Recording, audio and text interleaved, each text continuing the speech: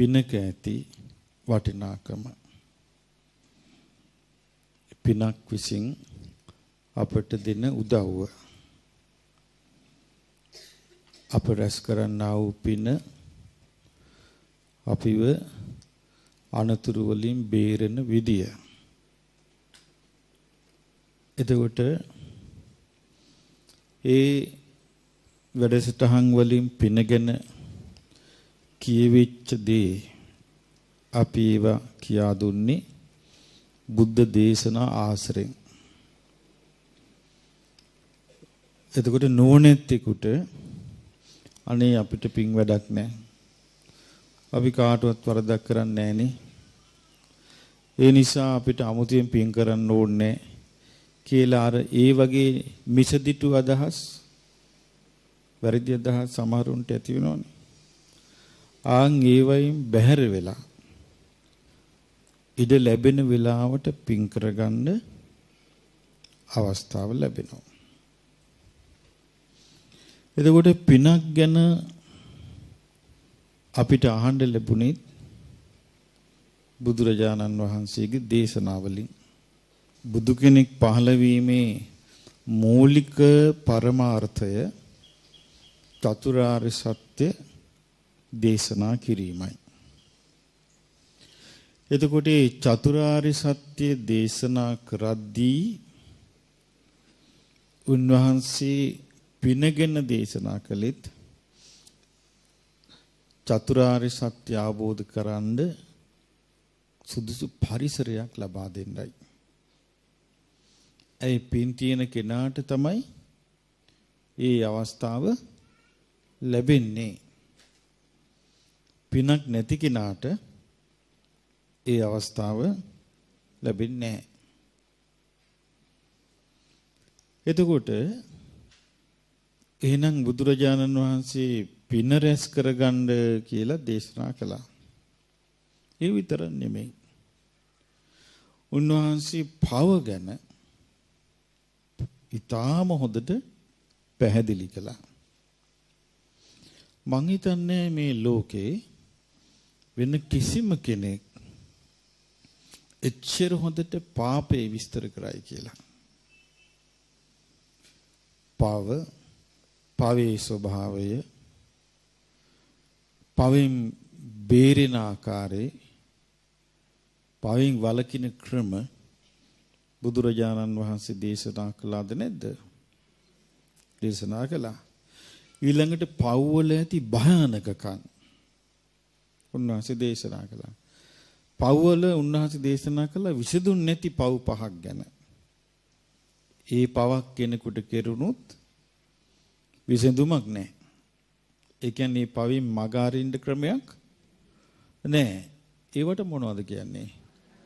ආනන්තරීය පාප කර්ම.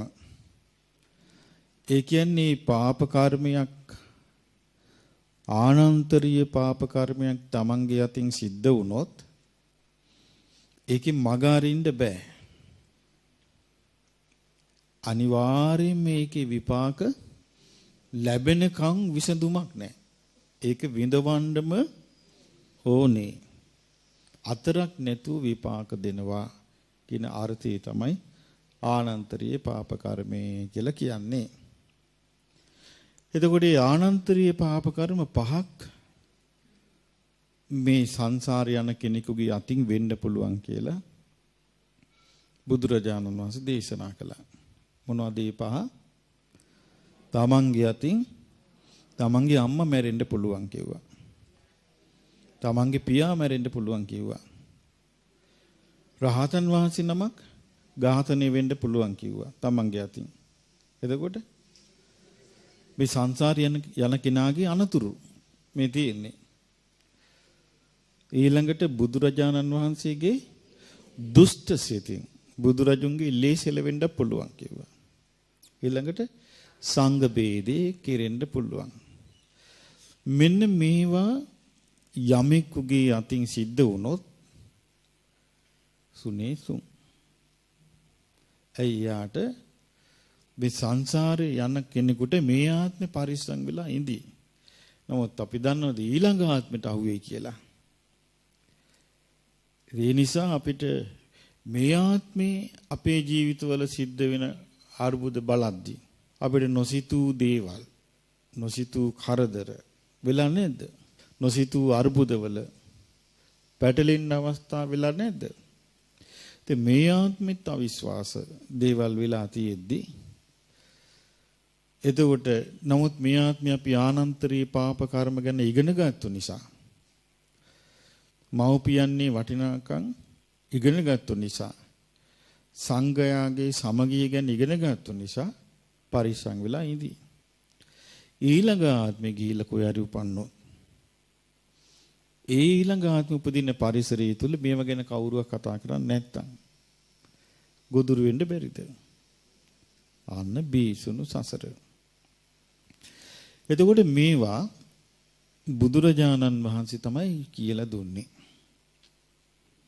මේ ලෝකේ වෙන කිසිම කෙනෙක් දන්නේ නැහැ මේ ආනන්තරී පාප කර්ම ගැන.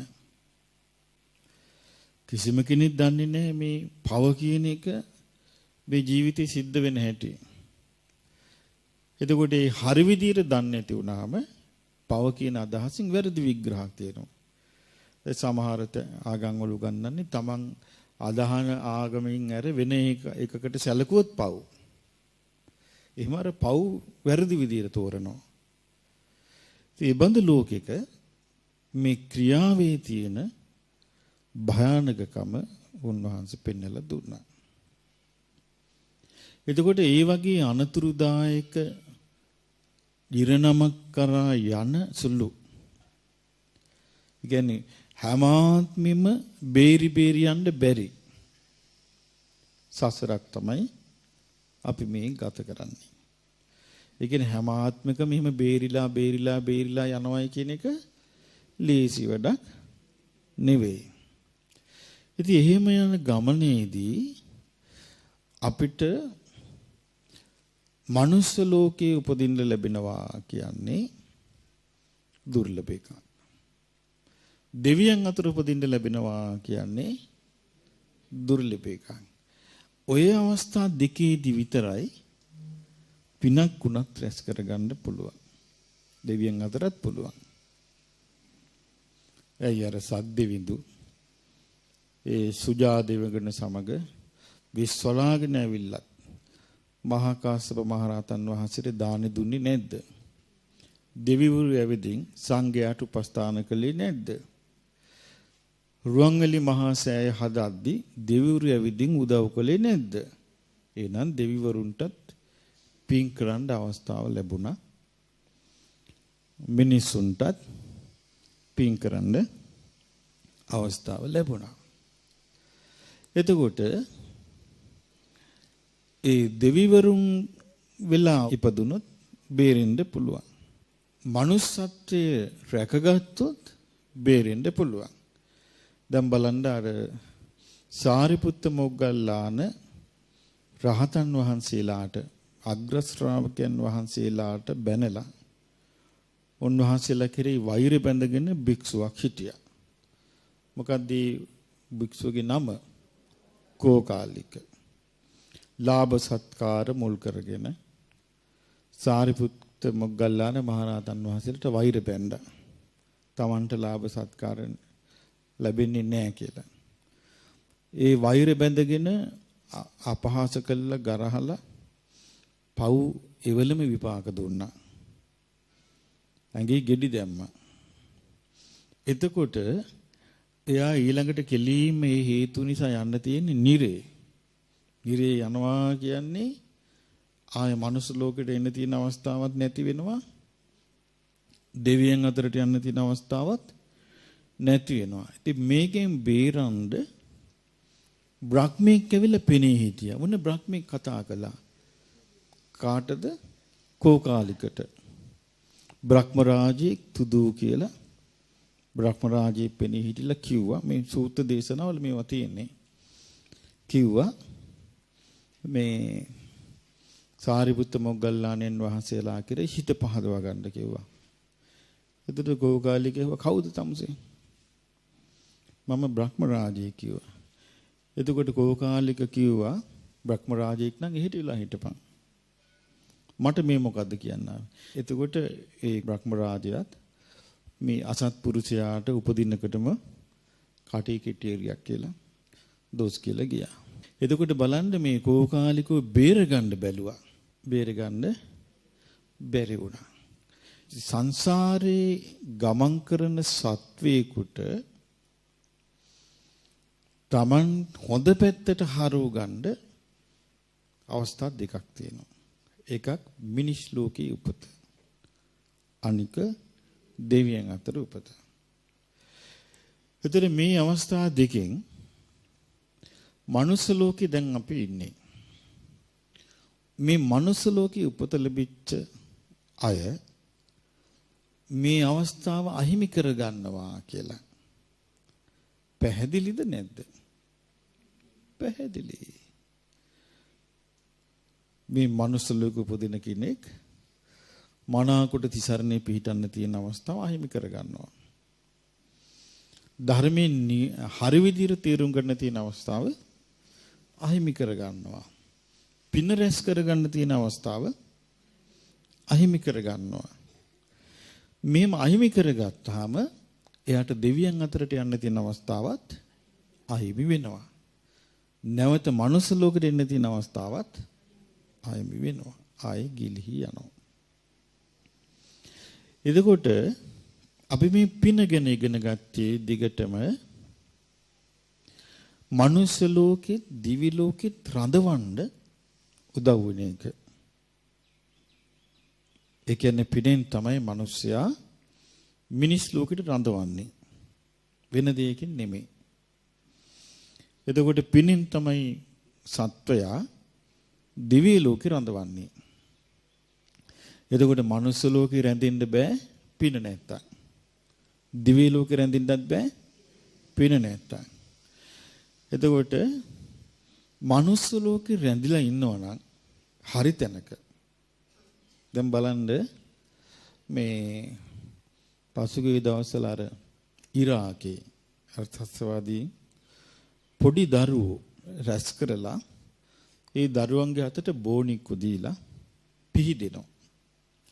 දීලා අර ඒගොල්ලෝ අත්අඩංගු ගත්ත කෙනෙක්ව ඒක ත්‍රස්තවාදියේ බෙල්ල කපනවා. ළමයින්ට පේන්න. පිහින් බෙල්ල කපද්දී ළමයින්ට කියනවා මෙන්න මේ විදිහට කපපන් අර බෝනිකන්ගේ බෙලි.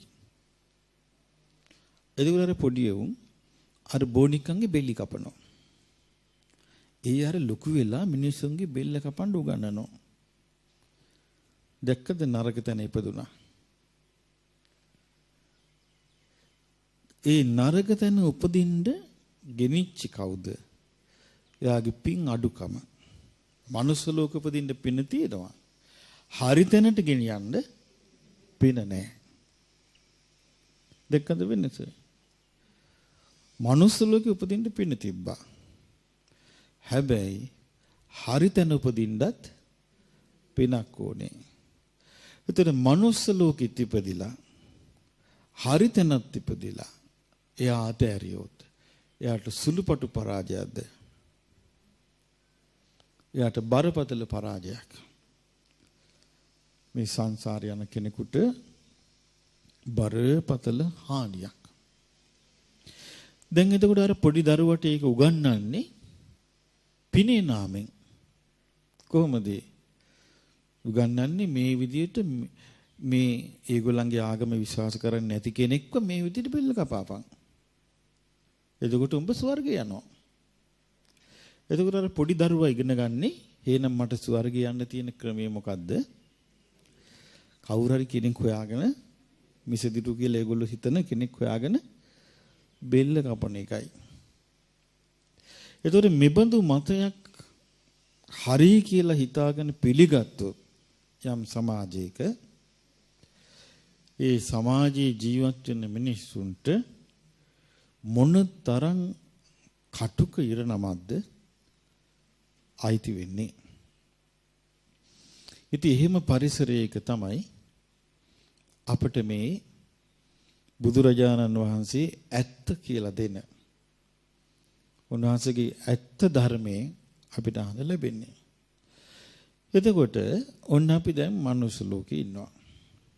මනුස්ස ලෝකේ අපේ වාසනාවට අපි හරි තැන උපන්නා. දැන් බලන්න මනුස්ස ලෝකේ ආවත් හරි තැන උපදින්න බැරි වුණොත්. දැන් මේ කාලේ බුද්ධ ගයාව කියන්නේ හරි තැනක් නෙමෙයි. මනුස්ස ලෝකේ තමයි. ඒ මනුස්ස ලෝකේ උපන්නට ධර්මයේ කියා දෙන්න කෙනෙක් නැත්තම් ධර්මයේ කියා දෙන්න හිටපු කෙනා තපවත් වුණා. දැන් ධර්මයේ කියා දෙන්න කෙනෙක් නැහැ.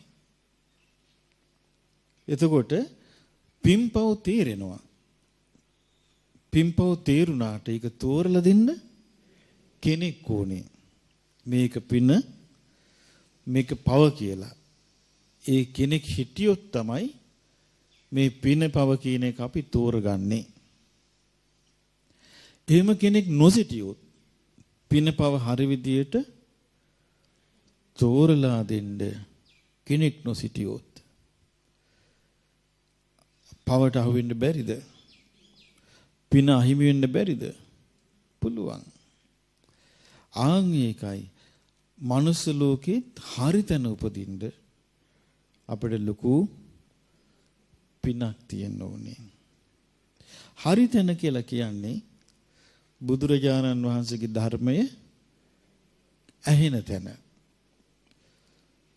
ඊළඟට Tamanටත් පින්පව් තේරෙන තැන. එහෙම Tamanටත් පින්පව් තේරෙන්නේ නැත්තම් බුදුරජාණන් වහන්සේගේ ධර්මය ඇහුණා කියලා Tamanට ප්‍රයෝජනයක් නැහැ. ඒ Tamanට තේරෙන්නේ නැහනේ. ඒ Tamanට තේරෙන්න ඉපේ ප්‍රයෝජනයක් වෙන්න. ඉතින් ඒ නිසා එහෙම බලද්දී මනුස්ස ලෝකේ උපදින්න ලැබීමත් හරි තැනක උපදින්න ලැබීම කෙනෙකුට ලැබෙන දුර්ලභ භාග්‍යයක්. එතකොට මනුස්ස ලෝකේ ඉන්න කෙනෙකුට දිව්‍ය ලෝකයට යන්න පාර හැදෙනවා අර පින නිසා. එතකොට ආයමත් යාට හරි තැන ආයමල් ලැබෙනවා. මේ හරි තැනකින් ගන්න තියෙන ප්‍රයෝජනය ගැනයි මේ අද පොඩ්ඩක් කතා කරන්න කල්පනා කළේ. මොකද ප්‍රයෝජනේ හරියට අල්ලගන්න බැරි නම් ප්‍රයෝජනේ අල්ලගන්න බැරි නම් ඉලක්කේ වරදිනවා.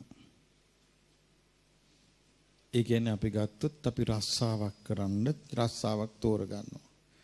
අපි රස්සාවක් තෝරගන්න ඉස්සෙල්ලා බලනවා අපිට ලීසියෙන් යන්න පුළුවන් තැනක්ද? අපිට පහසුවෙන් මේ වැඩේ කරන්න පුළුවන්ද? අපිට ලැබෙන පඩිය ප්‍රමාණවත්ද? අපිට ඒකෙන් තව මොනවද ලැබෙන වෙනස් සහන? මේ ඔක්කොම බලද්දි රස්සා දෙක තුනක් හම්බ වෙනවා කියමු කෙනෙකුට. රස්සා දෙක තුනක් Tamanට කියනවා. Taman මේකෙන් තෝරගන්නේ නැද්ද? Tamanට වඩාත් හොඳ එක තෝරගන්නවා නේ.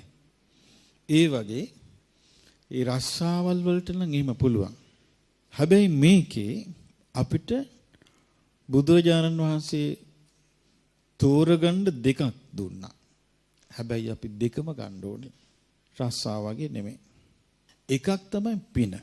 තෝරගන්න දීපු එක. ඒක අපි ගත්තා. දෙවෙනි එක චතුරාර්ය සත්‍යය.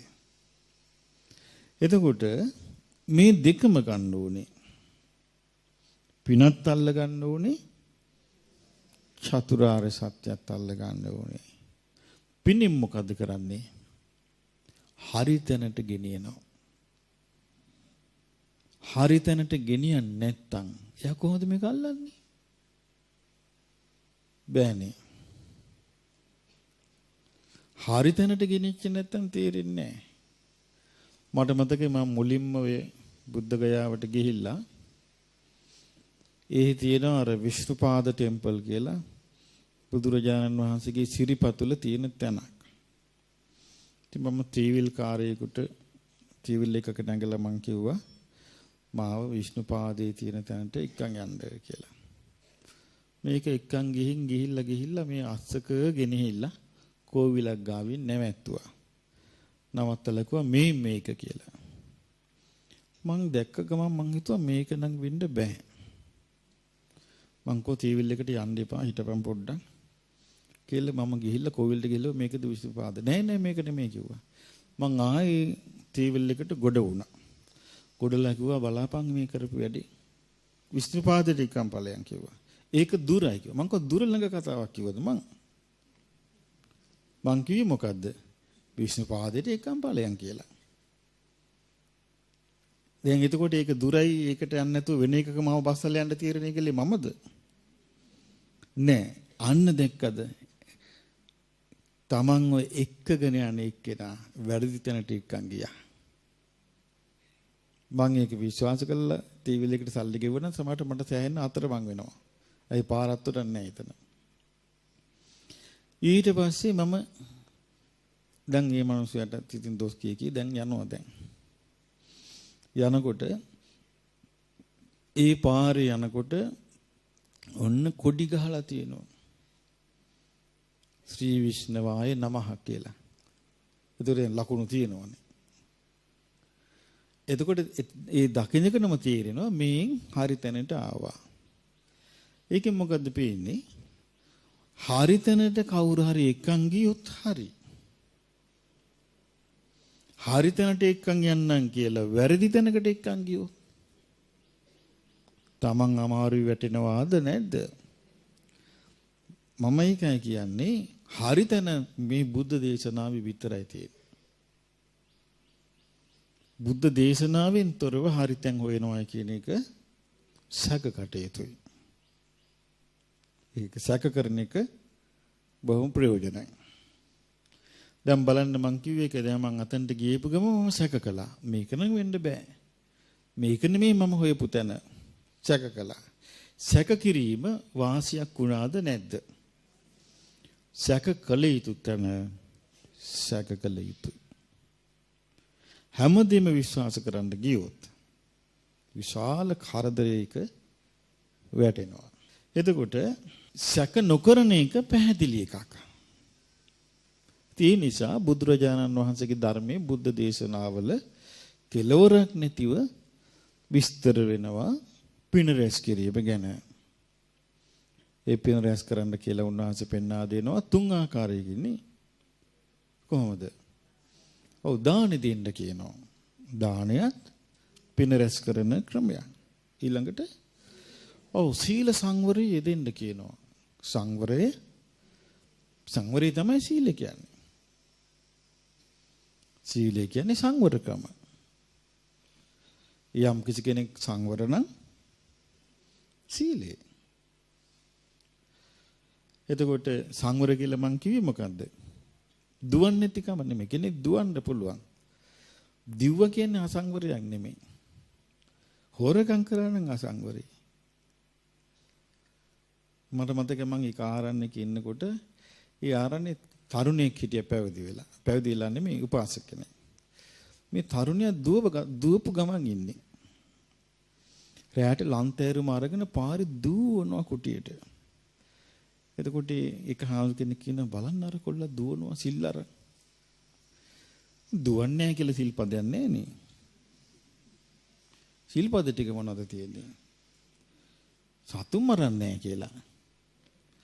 සොරකම් කරන. හරි කෙනෙක් හිමින් ඇවිදගෙන ගිහිල්ලා හිමීට සුද්ධි දාන්න බැරිද? හොරකම් කරන්න බැරිද? අපි කිව්වා මෙතන මේනවා වාඩි වෙලා කෙනෙක් කියනවා. හිමීට බැරිද කෙනෙකුගේ පර්ස් එකක් අරන් යන්න? ඒකනේ අසංවරකම. ඉතින් මම ඒ කාලෙම කිව්වා. ඒ කාලෙත් මම නිදහස කල්පනා කළා. අංකුව නෑ. සිල්පද එකක්වත් කැඩිලා නෑනේ ස්වාමීනි කියලා මං කිව්වා. පැවිද්දෙකුට නම් පැවිද්දාගේ අතපය හැසිරවීමේ කටයුතු කිරීමේදී සතිපට්ඨානය කියලා එකක් තියෙනවා. ඒ සතිපට්ඨානය තුල තමයි පැවිද්දාගේ ඉරියව් සංවර කරන්නේ. එතකොට අසංවර ඉරියව් ඇති පැවිද්දෙක් දැක්ක ගමන් නෝනැත්තෙක් දන්නා මෙයාට සතිපට්ඨානෙ ගෑවිලාවක් නෑ කියලා. එහෙම එකක්. එතකොට සීලය කියන්නේ සංවරකම. සංවරකම කියන්නේ කයින් සිද්ධ වෙන වැරදි වලින් වළකින එක.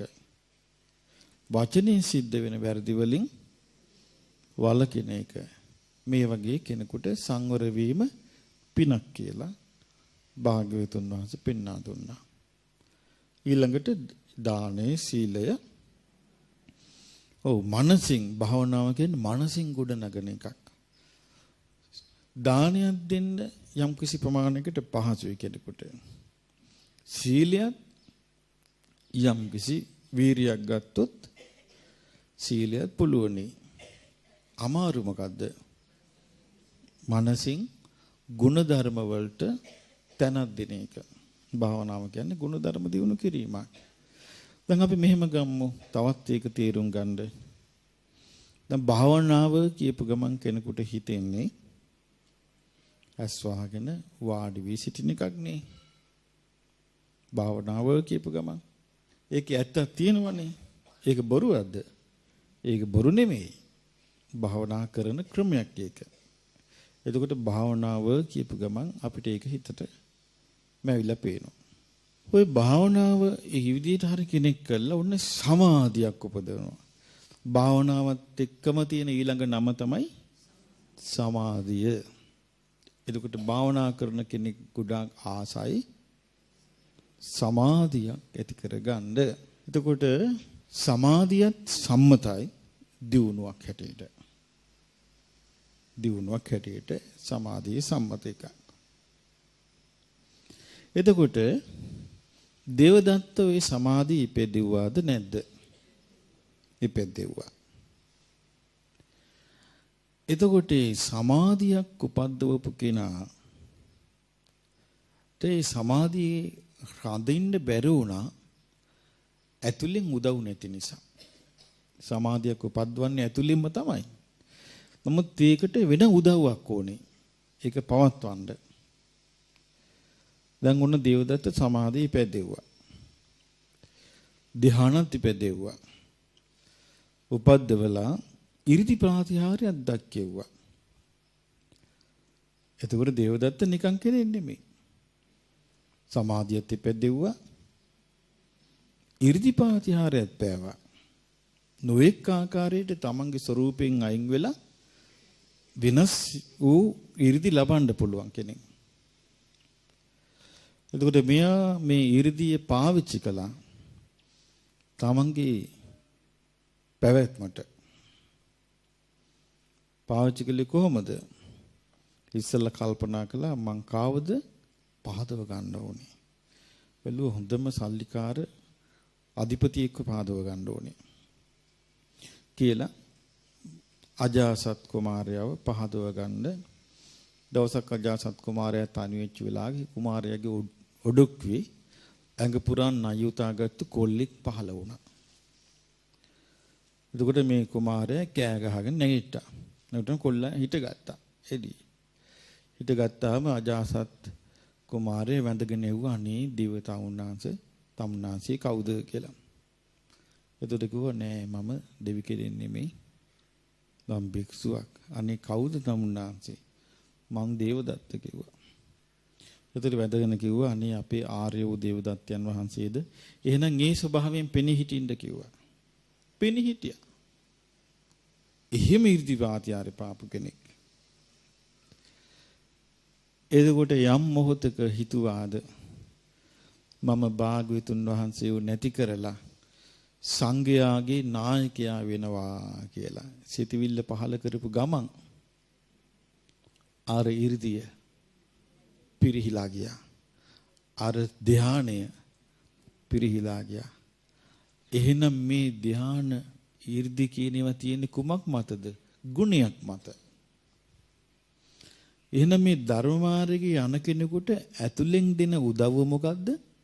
ගුණවත්කම. ඇතුලෙන් දෙන උදව්ව ගුණවත්කම නැතුව මේක ආටෝපෙට ගන්න බෑ. මේක ආටෝපෙට ගන්න බෑ. මේක ගුණවත්කම නැතුව උපද්දවන්න බෑ. හැබැයි ගුණවත්කම නැතුව ඉපෙද්දෙව්ව සමාධිය.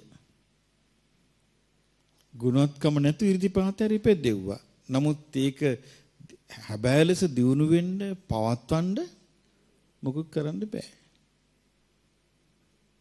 දැන් පැහැදිලි නේද කියපු එක?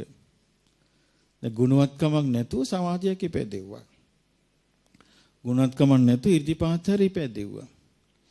නමුත් එතකොට ඒක බාහිර ලෝකෙ හිතුවා දියුණුවක් කියලා. දැන් කෙනෙකුට සමාධියක් හොඳට තියෙනවා කිව්වහම අදත් දියුණු කෙනෙක් හැටියට සැලකන්නේ. අදත් කෙනෙක් ගැන කතා කරද්දී කියන්නේ හරි දියුණුයි. සමාධියක් තියෙනවා. හොඳට සමාධියෙන් ඉන්නවා. එතකොට ඒක සම්මත මොකද්ද? මානසික දියුණුවක් කියලායි. එතකොට මානසික දියුණුව කියලා කියන්නේ සමාධියම පමණක් නෙවෙයි. ගුණය කියන එක. එතකොට දේවදත්ත ඊර්ෂියාවෙන් පෙළුණු කෙනෙක්. කුහකකමෙන් පෙළුණු කෙනෙක්. වංචාවෙන් පිරුණු කෙනෙක්. ඒ ඔක්කොම ආවන එළියට. එතකොට කෙනෙක් මයින් මිම්ම හැටියට අපි ඒවා ලෝකේ සම්මත කරගෙන දැන් ඉන්නවා. ඊබඳ ලෝකෙක අපි ඔන්න දැන් කුසල් ගැන මොනවද පින් ගැන කතා කරලා මං කිව්වා ඒකයි දැන් පින රැස් කරගෙන අපි මනුස්ස ලෝකේ මොකක් හරි පෙර ආත්මික පිනකින් දැන් මේ මනුස්ස ලෝකේ ඉන්නවා. දැන් අපිට ධර්මයක් අහන්න ලැබෙනවා. ඊළඟට දෙවියන් අතරටත් යන් අපි දැන් හොඳට තේරුම් අරන් ඉන්න ඕනේ මේ ලෝකේ හොඳ තැන් දෙකක් තියෙන බව. එකක් මනුස්ස ලෝකේ අනික දිව්‍ය ලෝකේ.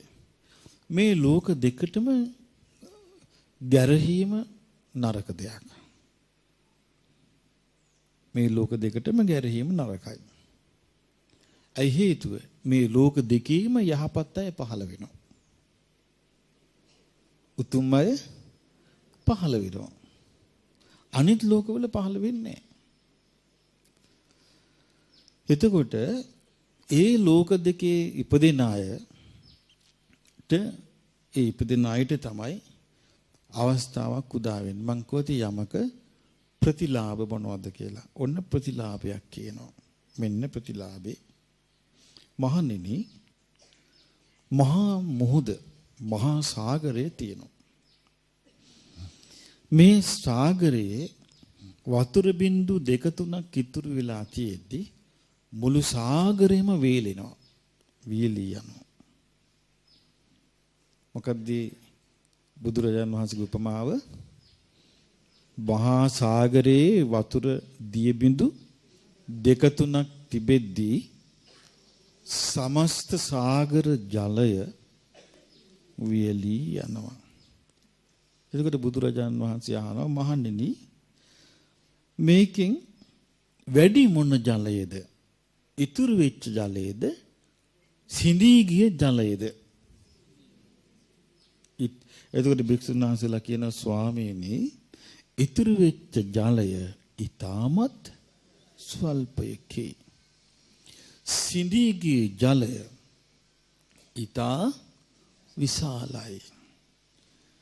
ඊට පස්සේ කියන බුදුරජාන් වහන්සේ මහණෙනි යමෙක් සෝවාන් ඵලයටපත් වෙයිද ඔහුට විඳින්න තියෙන දුක අර ඉතුරු වෙච්ච ජලය වගේ. ඔහු නැති කළ දුක සාගර ජලය වගේ. එතකොට අන්න ස්ථිර විසඳුම. එතකොට බුදුරජාණන් වහන්සේ පින ගැන කියද්දි මෙම දේශනාවල් කරන්නේ. පිනෙන් කරන්නේ මොකද්ද? අපි යම් කිසි තැනක රඳවනවා. ඔන්න දැන් අපි මනුස්ස ලෝකේ රැඳෙව්වා පින විසින්. ඊළඟට අපි රඳවන්නේ කොහෙද? දිව්‍ය ලෝකේ රඳවනවා පින විසින්. මේ මනුස්ස ලෝකේ හෝ දෙව්ලොව රැඳවීම ඒ පිනේ තල්ලුව තියෙනකන් විතරයි. පිනේ තල්ලුව තියෙනකන් විතරයි.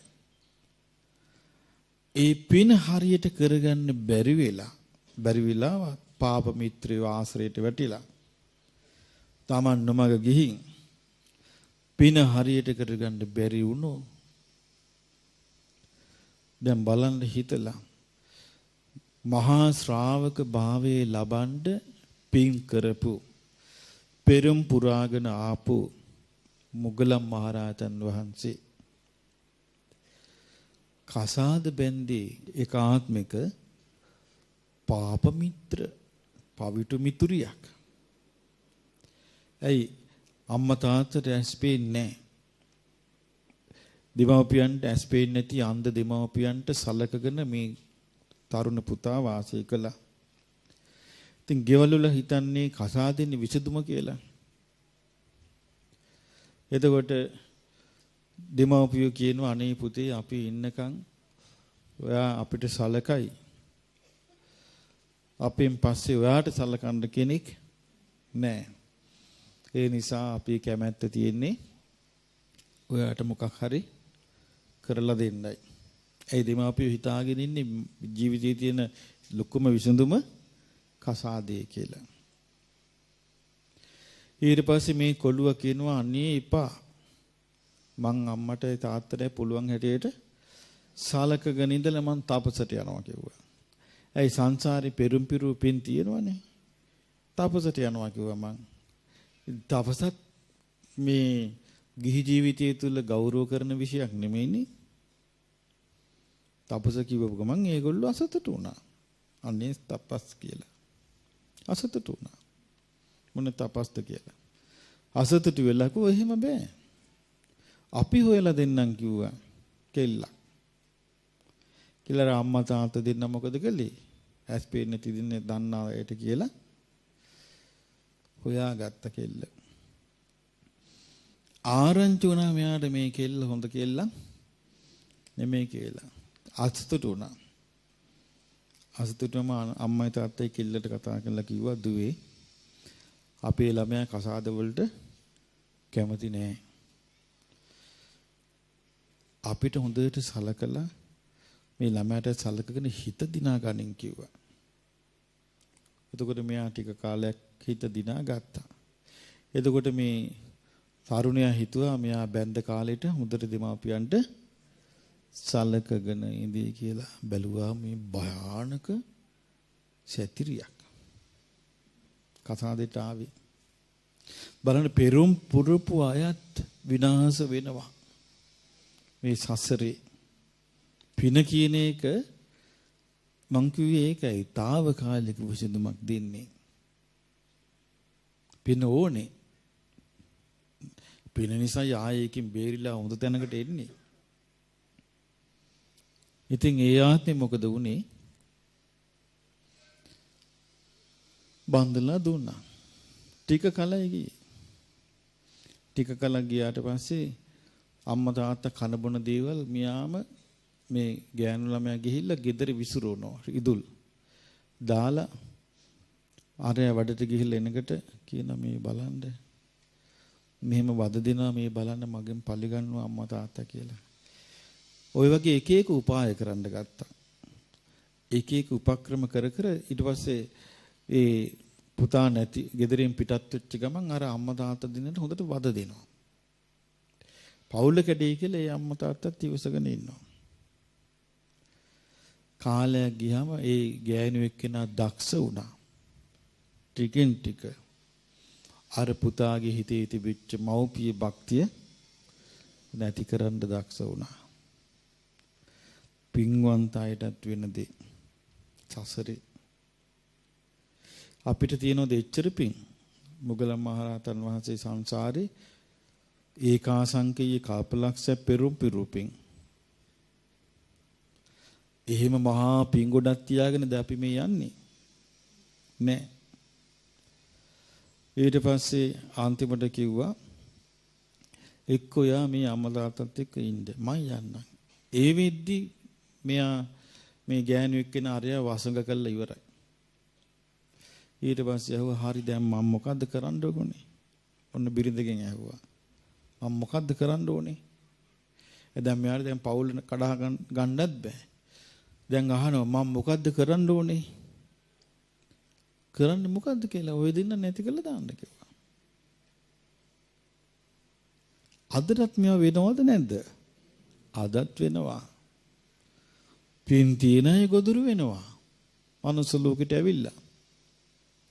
ඊට පස්සේ අම්මා තාත්තට කිව්වා මේ නෑදෑ ගමනක් එක්කන් යන්න කියලා. එක්කන් ගියා. කැලේ මැද්දට ආවද අම්මා තාත්තට ඇස්පෙන්නේ නෑනේ. කෑ ගැහුවා මේ කොල්ල අම්මේ ඔන්න හොරු පෙන්නා කියලා. කෙනෙක්ට අම්මා තාත්තට ඇස් දෙක අන්දයි. හොරු පෙන්නේ නෑ. මේගොල්ලෝ පොළු ලෑස්ති කරලා ගියේ. හොරු ගහන විදියට දෙමාපියන්ට ගහලා මරන්න පොළු ලෑස්ති කරන් ගියේ. පොළු ලෑස්ති කරගෙන ගිහලා කැලේ මැද ගිහලා කෑ ගැහුවා.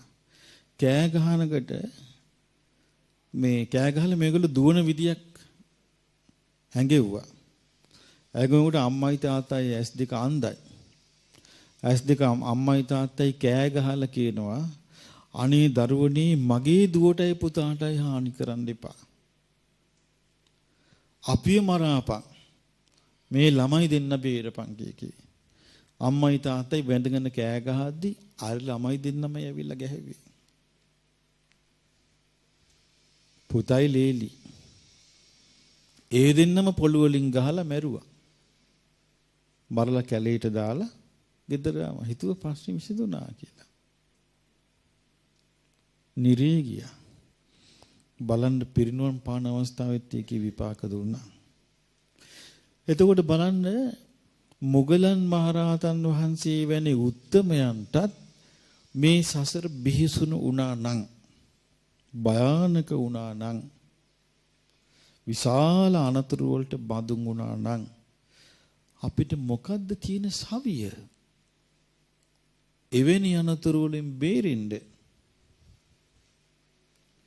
අපිට එකම පිහිට මේ දැන් මේ රැස් කරන්නා වූ පින් ටික ඔය ටිකක් නැති වුණා නම් අපිට මොකද්ද තියෙන්නේ? මොකුත් නැහැ. ඒ නිසා පිනෙන් හැමතිස්සෙම తాවකාලික රැකවරණයක් අපිට දෙනවා. මේ తాවකාලික රැකවරණය ගන්න අතරේ දැන් අපි හිතාගෙන ඉන්නේ සෝවාන් වෙන්න මෛත්‍රී බුද්ධ ශාසනයේ නම් ඒකෙන් අපි ස්ථිර රැකවරණයක් ස්ථිර විසඳුමක් බලාපොරොත්තුව මෛත්‍රී බුදුරජුන්ගේ ශාසනයේ නම් ඒ කියන්නේ මිනිසුන්ගේ ආයුෂ අවුරුදු 80000ක් ගිය කලට පහළ වෙන මෛත්‍රී බුදුන්ගේ ශාසනය නම් අපි සෝවාන් වෙන්න හිතන් ඉන්නේ. ඉතින් අපි මේ යන්නේ తాවකාලිකව පිනෙන් ලැබෙන උදව් වෙන්නේ නේද? తాවකාලික පිනෙන් එච්චර දුරක් අනතුරකට නොහිලා අපිව අරගෙන යයි කියලා අපිට තියෙන සාහිතිකය මොකද්ද? මෛත්‍රී බුදුරජුන් දකින්නකන් එදාට නම් අපි සෝවාන් වෙන්න බලාගෙන ඉන්නේ. ඒ වෙනකන් අපිට මේ බිහිසුණු සසරේ අපි වෙනස් වෙන්නේ නැහැ. අපි පින තුලම රැඳිලා ඉන්නවා කියලා සාහිතිකයක් Tamanට ගන්න පුළුවන්. තමයි මේ ජීවිතේ වෙනස් නොවි හිටියනම්. මේ පිනට එනවා, මේ අතාරිනවා, මේ පහදිනවා, මේ බනිනවා. කොහොමද වෙනස් වෙන්නේ නැත්තේ? කොච්චර වෙනස් මමම දන්නවනේ මෙහෙට ආපුවම කොච්චර ඉන්නවද එහෙම. මේ පැහැදිලා එනවා, මේ බැනලා යනවා. අනුන් කරන පිනටත් ගරහනවා. අනුන්ගේ පින දැකලත් බැනලා යනවා. එතකොට Tamanටම පින හදාගන්න හිත ලෑස්ති නැත්තම්,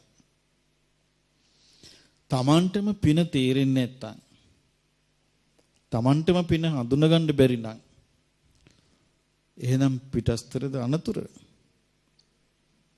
අනතුර තියෙන්නේ Tamanගේ පිටද? Taman තුලමනේ. ඒ අනතුරත් එක්ක යන ගමනේ Tamanට රැකවරණයක් තියනවා කියලා Taman හිතනවා නම් ඊටත් වඩා මෝඩකමක් තවත් ඇද්ද? ඉතින් ඒ නිසා එතෙක් බලාගෙන සිටීම නෝනැත්තෙකුගේ වැඩක් නෙවෙයි. එයි මේ ගෞතම බුද්ධ ශාසනය තියෙන කාලේ මනුස්ස ලෝකයේ මේක කරගන්න අමාරු වෙන්න පුළුවනි. හැබැයි මනුස්ස ලෝක හොඳට මේ පින රැස් කරගෙන එයාට දෙවියන් අතර යන්න ලැබුණොත් එයා නිකන් දෙවි කෙනෙක් නෙවෙයි. එයා පිනක් අරගෙන ගියපු කෙනෙක්. මොකද දිවි ලෝක යන්න බෑනේ පිනක් නැතුව. පිනක් රැස් කරගෙන ගියපු කෙනෙක්. එතකොට එයා ඒ පින රැස් කරන්න ඕනේ ඉලක්කයකට. ආන්ගේකම කියන්නේ ඒ ඉලක්කය තමයි බුද්ධ ශාසනයක මේ ගෞතම බුද්ධ ශාසනයේ සෝවාන් වෙන්න ලැබීම. ඒ හොඳටම ඇති. විශාල දේවල් අල්ලන්න ඕනේ නැහැ. ඇයි දැන් බලන්න මේ විසඳුම. බුදුරජාණන් වහන්සේ පෙන්වා දීලා තියෙනවා මහණෙනි මහා සමුද්‍රය තියෙනවා. මේ මහා සමුද්‍රයේ ජල බිඳු දෙක තුනක් ඉතුරු වෙලා සම්පූර්ණ මහා ජලස්කන්ධයම සිඳිලා යනවා. ඊට පස්සේ අහනවා මහණෙනි මේ සිඳිලා ගියාම මේ ජලස්කන්ධය එතකොට සිඳිච්ච ජලයකුත් තියෙනවා ඉතුරු වෙච්ච ජලයකුත් තියෙනවා. ඉතුරු වෙච්ච ජලයේ බිඳු දෙක තුනයි. එතකොට අහනවා මහණෙනි මේකින් වැඩි මොකද්ද? ඉතුරු වෙච්ච ජලයේද සිඳුණු ජලයේද? එතකොට භික්ෂුන් වහන්සේලා මොකද්ද කියන්නේ? ස්වාමීනි භාග්‍යවතුන් වහන්සේ මහා සාගරේ සිඳුණු යම් ජලයක් ඇද්ද? සිඳී ගිය එය අති විශාලයි.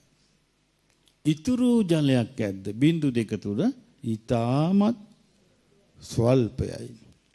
එතකොට බුදුරජාණන් වහන්සේ වදාළ මහණෙනි ඒ වගේ තමයි සෝවාන් වෙච්ච කෙනෙකුට විඳින්න ඇති දුකක් ඇද්ද? ඊටමත් ස්වල්පයයි. ප්‍රහාණය වී ගිය නැති වී ගිය සිඳී ගිය දුකක් ඇද්ද? එය විශාල දුකක් නැති වෙලා ගියා කිව්වා. එහෙමනම් සෝවාන් වෙච්ච කෙනෙකුට විඳින්න තියෙන්නේ වතුර බිඳු දෙක තුනක වගේ ස්වල්ප දුකක් නම් නැති වී ගිය එක සාගර ජලය වගේ නම් එතන පැහැදිලිව විසඳුමක් තියනවාද නැද්ද? තියෙනවා. බුදුරජාණන් වහන්සේ පෙන්වා දෙනවා මහත්යෝ භික්ඛවේ ධම්මචක්කුපටිලාභෝ. මහණෙනි මේ ධම්මැස පහළ වෙනවා කියන්නේ මහා යහපතක්. ධම්මැස පහළ වෙනවා කියන්නේ මහා යහපතක්. ඉමස්මින් චපන වේයා කරනස්මින් බඤ්ඤමානේ ආයස්මතෝ කොණ්ඩඤ්ඤස්ස විරජං වීතමලං ධම්මචක්කුං උදපාදී. අන්න විරජ වීතමල ධම්මචක්කුව දහම් ඇස පහළ වුණා කියන්නේ මහත් වූ යහපතයි කියනවා. එතකොට දහම් ඇස පහළ වුණාට පස්සේ යාට ධර්මයේ පේනවනේ. එතකොට එහෙමනම් අපිට අපේ ජීවිතයේ තියෙන්න ඕනේ බලාපොරොත්තු මොකද්ද? සෝවාන් වීම. මේ ගෞතම බුද්ධ ශාසනයේ සෝවාන් වීම. දැන් මේ ජීවිතය අපි ඒකට උමනා කරන දේවල් සම්පාදනය කරගත්තොත් ඊළඟ ජීවිතේදී බොහෝ විට සාක්ෂාත් කරන්න පුළුවන්. ඒ බොහෝ විට කිව්වේ අවංක කෙනෙකුට බොහෝ විට පින මෝරගෙන යන්න පුළුවන්. තමන්ගේ පුණ්‍ය බලයේ මේරීම මතයි ඒක තියෙන්නේ. පුණ්‍ය බලයේ මේරිලා නැත්තම් මෝරලා නැත්තම් ඒක වෙන්නේ නැහැ. උදාහරණයක් මම ඔබට කියන්නම්. රාහුල ස්වාමීන් වහන්සේ දවසක් රාහුලයන් සාරිපුත්ත මහරහතන් වහන්සේ ගාවට වැඩියා. රාහුලයන් වහන්සේට සාරිපුත්ත මහරහතන් වහන්සේ වදාළ රාහුල ආනාපාන සතිය වඩන්න කිව්වා. දැන් මේ රාහුල ස්වාමීන් වහන්සේ දන්නේ නැහැ ආනාපාන සතිය වඩන්න හැටි. භාග්‍යවතුන් වහන්සේ ළඟට ගියා. ගිහලා භාග්‍යවතුන් වහන්සේට වන්දනා කළා. වන්දනා කළා ඇහුවා ස්වාමීනි භාග්‍යවතුන් වහන්සේ ආනාපානි වඩන්නේ කොහොමද කියලා ඇහුවා. එතකොට බුදුරජාන් වහන්සේ වදාළ රාහුල ඇස අනිත්‍ය වශයෙන් බලන්න. ආනාපානි කිව්වේ නැහැ. අන්තිමට තමයි ආනාපාන සතිය ගැන ඒක විස්තර කළේ. ඇස කන නාසය දිවක ආයතන හය අනිත්‍ය. රාහුලයන් වහන්සේ කහගෙන ගියා. ගිලෝක පුරුදු කළා. ඊට පස්සේ දවසක් බුදුරජාණන් වහන්සේ රාහුලයන් දිහා බැලුවා. හිත දිහා බැලුවා. බලදී අන්න හිතේ දියුණු වෙලා. හිතේ ප්‍රඥාව වැඩිලා. ඊට පස්සේ ගෝ රාහුලේ පත්කඩේ නිසීදනී වාඩි වෙන පත්කඩේ ගන්න. අපි යන් කෙවුවා. කියලා වාඩි කරලා ධර්ම කතාව විදුන රහත් ඵලයටපත් වුණා. එතකොට බලන්න එහෙනම් ඒ කාලෙත් යම් කිසි කාලයක් ගියා මෝරන්න. පින් තියන අයට පාරමී පිරුව අයටත් අපි ගත්තොත් භාග්‍යවතුන් වහන්සේගේ ඒ අවසාන ආත්මේ පුත්‍ර රත්නයක් වෙලා උපදින්න පාරමී පිරුව කෙනෙක් ඉබඳු කෙනෙකුටත් කාලයක් ගියා මෝරන්න. ඊළඟට මහා මොග්ගල්ලාන මහරහතන් වහන්සේ ඒ කාසංකේ කාපලක්ෂණ පෙරුම් පුරලා ඒ බඳු උත්තමයාට ටික කාලයක් ගියා මෝරන්න. එහෙනම් දැන් අපි දැන් කාලයක් තිස්සේ මේ ධර්මයේ අවංකවම ඉගෙන ගන්නවා පුරුදු කරනවා. එහෙනම් ටික ටික තමයි මේක හිතේ පළපදියම් වෙලා සකස් වෙන්න යන්නේ. ඉතින් එහෙම ගිහිල්ලා ඒ කුසලතාත් එක්ක දෙවියන් අතරට අපි උපන්නෝ. අපේ ආකල්පේ අදහස බලාපොරොත්තුව චතුරාර්ය සත්‍ය අවබෝධ කිරිල්ල නම් ඒ හිතේ තියෙන සකස් වෙච්ච ගුණධර්මයන්ට කුසලතාවයට අනුව වේවි. එහෙමයි ඒව සිද්ධ වෙන්නේ. ඉතින් ඒ නිසා මේ පුරුදු කරගෙන යන කෙනෙකුට මොකද හේතුව දැන් සමහර ආම්මලා අපිට කියනවානේ මේ ඒ වගේ නුවණකාර වචන පාවිච්චි කරන්නේ නැති අය අපිට මුණ ගැහෙනවා. අපිට මට කියනවා අනේ මට නම් ආයේ උපදින්න අදහසක් නැහැ හාමුදුරනේ කියනවා. ඒ කියන්නේ පිරිනුවම් පාන්න එපා එහෙනම්. දැන් උපදින්න අදහසක් නැත්තම් පිරිනුවම් පාන්න ඕනේ. ඉතින් ගිහි ගෙදර ඉඳලා ඕක කරන්න පුළුවන් ඒ විහිළු කතානේ. මේ මහාන වෙලක් කරගන්න බැරි ඒවා. එතකොට ඒ වගේ අර්ථ ශූන්‍ය කතා තීරුමක් නැති අරුත්සුන් වචන කියන එකේ තීරුම මොකද්ද? ධර්මය තීරුනේ නැහැ කියන එකයි. ඒ ධර්මයේ තීරුණු අය කියන ඒවා නෙවෙයි. ඒ ධර්මයේ මොකද්ද කියන එක දන්නේ නැහැ. ධර්මයේ කියන එක ආත්ම දෘෂ්ටියෙන් බලලා ගන්න බෑ. ඔය වගේ ඔය කතාව ආйти ආත්ම දෘෂ්ටියට. එයි තමන්ට හිතුමනාපෙට අයි තමන් මම නම් ප්‍රාර්ථනා කරන්නේ ආයි උපතක් මට එපා මට මේ ජීවිතේම ඉවර කරගන්න ලැබෙන්න කීකේ කියනවා. අයි මට එපා මට ලැබෙන්න. ඒ දෙකම ආйти මොකේද? ආත්ම දෘෂ්ටියට. සක්කාය දිට්ඨියේ ඉඳලා කොහොමද විසඳුම්? කොහෙද තියෙන විසඳුම් සක්කාය දිට්ඨියත් එක්ක? විසඳුම් ලැබෙන්න නම් සක්කාය දිට්ඨිය දුරු වෙන්න ඕනේ. අඩුගානේ සක්කාය දිට්ඨිය දුරු වෙන ප්‍රතිපදාව හඳුනාගෙන ඉන්න ඕනේ. සක්කාය දිට්ඨිය දුරු වෙන ප්‍රතිපදාව දන්නේ නැත්තම්, හඳුනාගත්තේ නැත්තම් දුරු වෙන්නේ කොහොමද? දුරු කරන්න පුළුවන්ද? බෑනේ. ඉතින් ඒ නිසා සක්කාය දිට්ඨිය දුරු වීමයි චතුරාර්ය සත්‍ය පිළිබඳ සත්‍ය ඥානෙ ඇතිවීමයි එකට වෙන්නේ. දහම් ඇස පහළ වීමයි ඒ ධාමස පහළ වීම කියන්නේ චතුරාර්ය සත්‍ය ගැන තියෙන සත්‍ය ඥානෙ. සත්‍ය ඥානෙ ඇතිවීමයි සක්කාය දිට්ඨිය දුරු වීමයි ඔක්කොම සිද්ධ වෙන්නේ එකට. ඒකේ උපමාව කොහොමද තියෙන්නේ? කරවල ලෝකික විදුලියක් කොටද්දී විදුලි එළිය කෙටිල්ලයි සම්පූර්ණ මේ පරිසරය හඳුනා ගැනීමයි ඔක්කොම වෙන්නේ එකට. ඒ උපමාවක්. හැබැයි විදුලි කොටනවා නෙමෙයි. එතකොට මේ ඒ වගේ තමයි මේ සත්‍ය අවබෝධය කියන එක.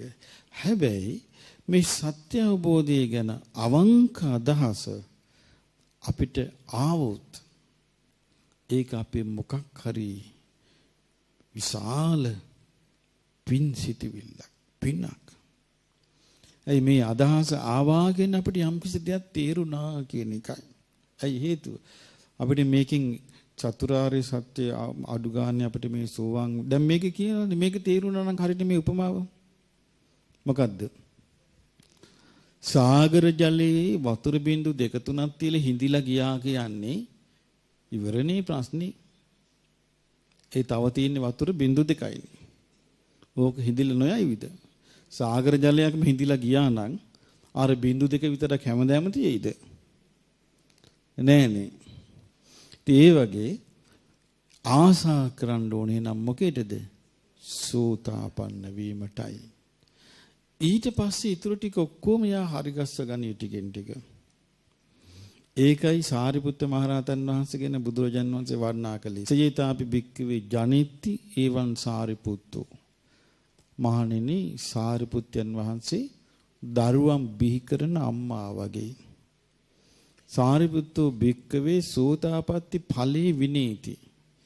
මහණෙනි සාරිපුත්තයන් සෝවාන් ඵලයට හික්මවයි. එතකොට ඒක තමයි අමාරු මේක. ඒ අමාරු මේක කරගත්තට පස්සේ එයා ටිකෙන් ටික මාර්ගේ ගමන් කරනවා.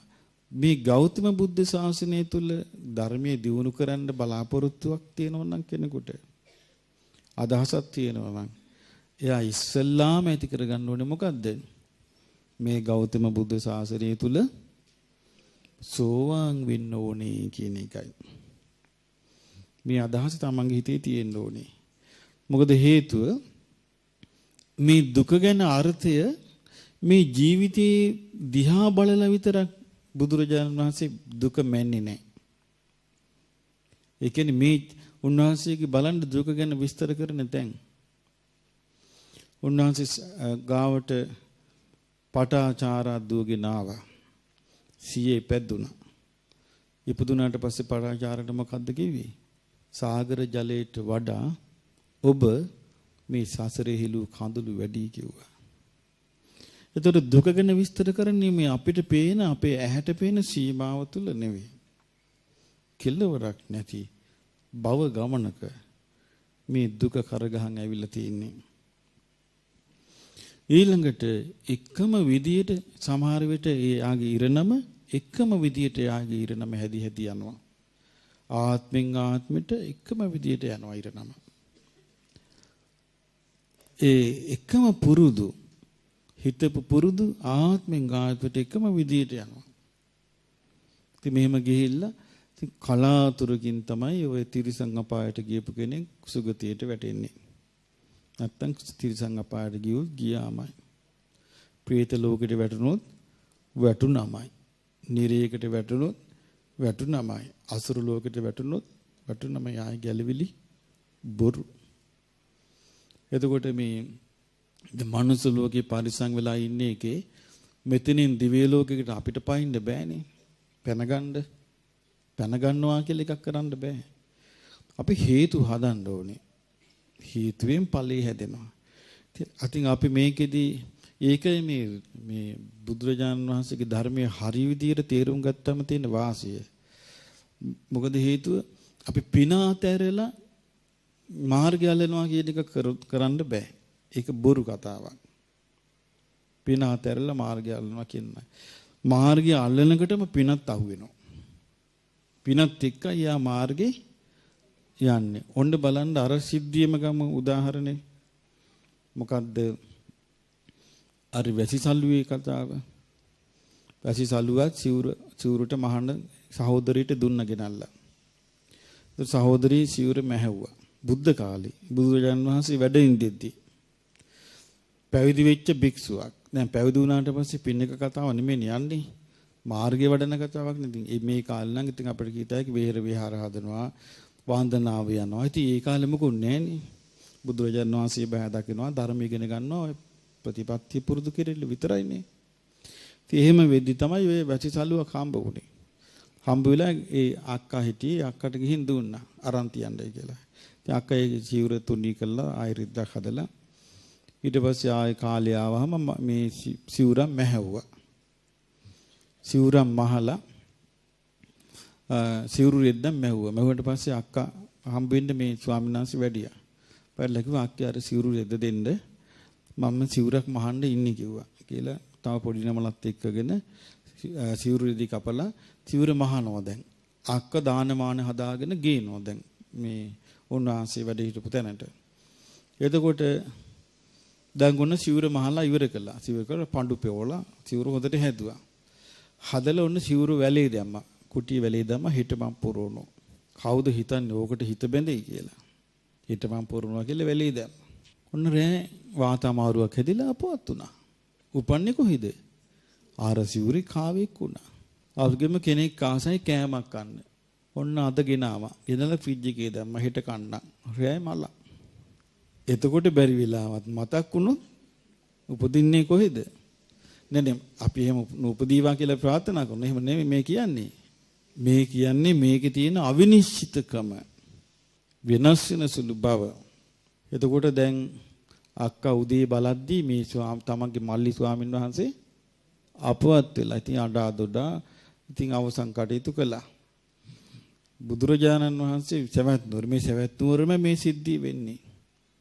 ඒ සිවුර ගණ්ඩ සංඝයා හදනවා දැන් අයිතිකාරය අපවත් වෙලානේ.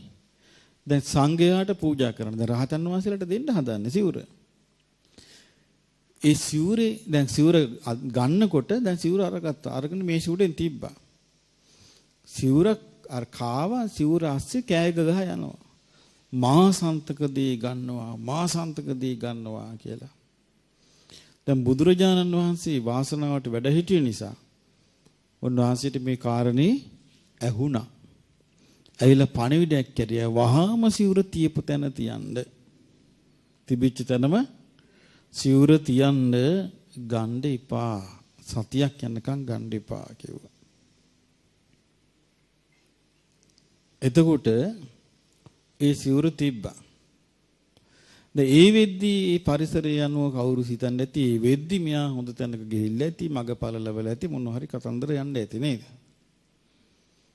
ඊට පස්සේ දවස් 7 ඉවර වුණා. බුදුරජාණන් වහන්සේ පණිඩක් කරියා දැන් ගන්න සිවුර පාවිච්චි කරන්න කියලා. භික්ෂුන් වහන්සේලා ගිහිල්ලා ඇහුවා.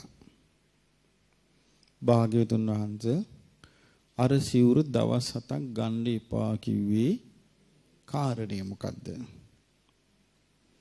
අදට කිව්වා මහණෙනි අර අපවත් වෙච්ච භික්ෂුව කාවෙක් වෙලා හිටියා කිව්වා. ඒ සිවුරේ ඒ සිවුර ගන්නකට ද්වේෂසිත පහළ වුණා කිව්වා. ඒ කාවගේ හිතේ පහළ වුණා කිව්වා මේ මාසන්තකදී පැහැර ගන්නවා කියලා. ඒක ගත්තනම් ඒක යන්නේ රහතුන්ගේ අතට කිව්වා. ගියවෙගම අර ද්වේෂසිතට බඳුන් වෙන්නේ රාතන් වහන්සේලා. ඒතර ඒ කාවා නිරේ යන්න තිබ්බා. ඒක වළක්වන්නයි කිව්වා. මේක කලේ දැන් තුසිතේ ඉන්නවා කිව්වා. දැන් බලන්න තුසිතේ යන්න පින තිබිච්ච එක්කෙනා දවස් කීපයකට හරි නැවතිච්ච තැන. ඒතර බුදුරජාන් වහන්සේගේ කාලේ වෙච්ච එකක් මේක. එතකොට මේ භික්ෂුවට හිතුව ප්‍රමාණයට මේ මාර්ගයේ වැඩුන්නේ නැහනේ. තමන් මහන්සි ගත්තා කියලා. තමන්ට ඕන හැටියට වැඩුන්නේ නැහැ. තමන් මහන්සි ගත්තා කියලා. හැබැයි මේ මහන්සි ප්‍රතිඵලීට තිබුණේ නැහැ. ඇයි? දිව්‍ය ලෝකෙ ඉපැදෙව්වා. තුසිතට ගියා. අයි තුසිතේ උපන්නා කියන්නේ ආයි සෝවාන් වෙනවා. ඒ භික්ෂු සෝවාන් වුණා. ඊට පස්සේ දෙවියා සෝවාන් ඵලයටපත් වුණා.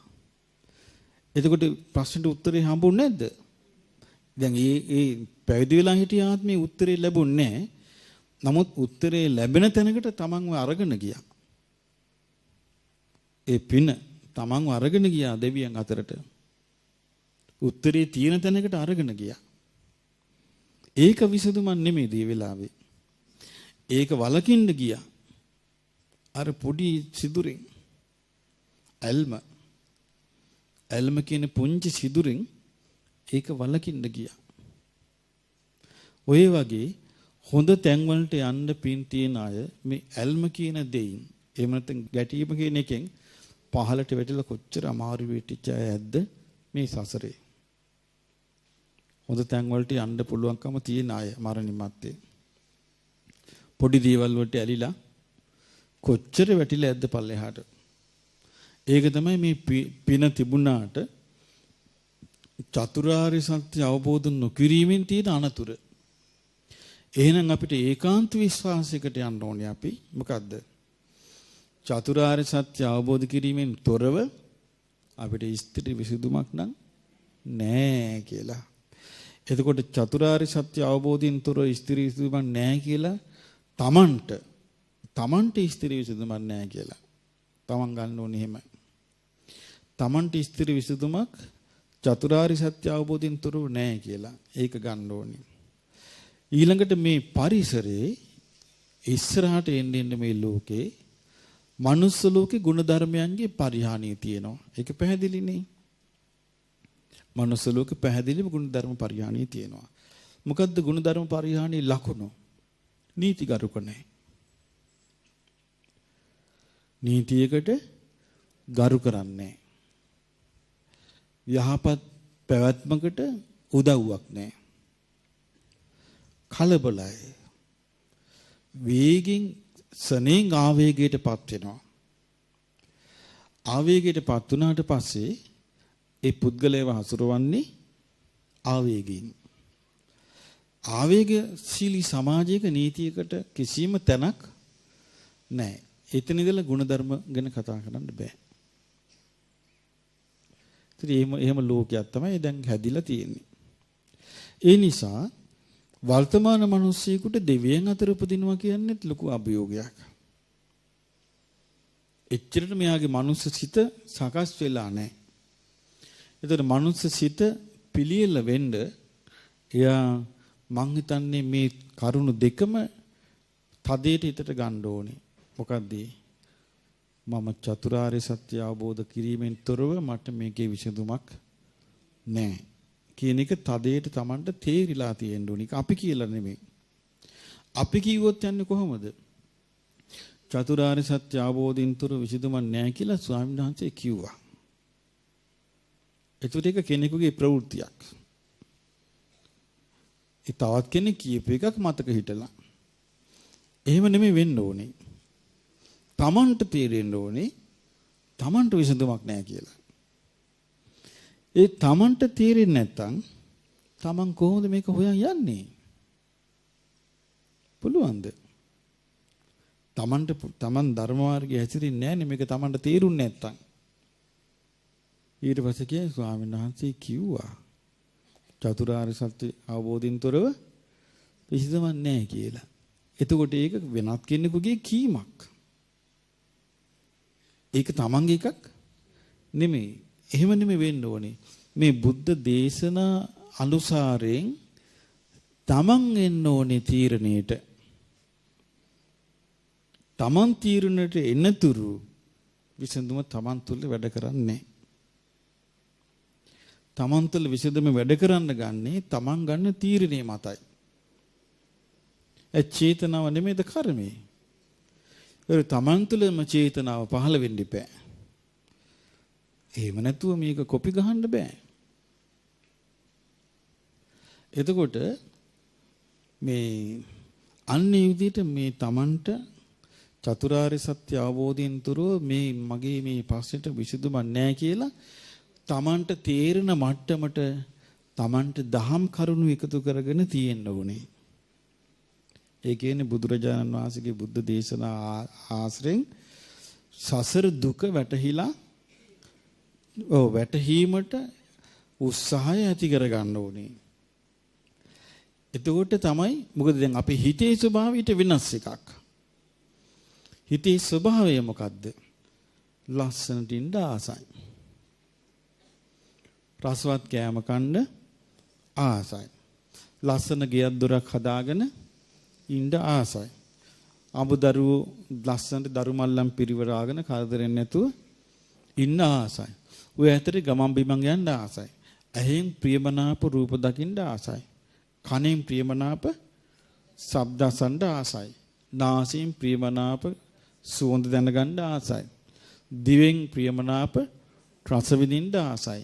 කයෙන් ප්‍රියමනාප පහස ලබන්න ආසයි. මේවා සම්බන්ධයෙන් හිත මේ අරමුණු වැළඳගෙන හිත හිතින් ආසයි.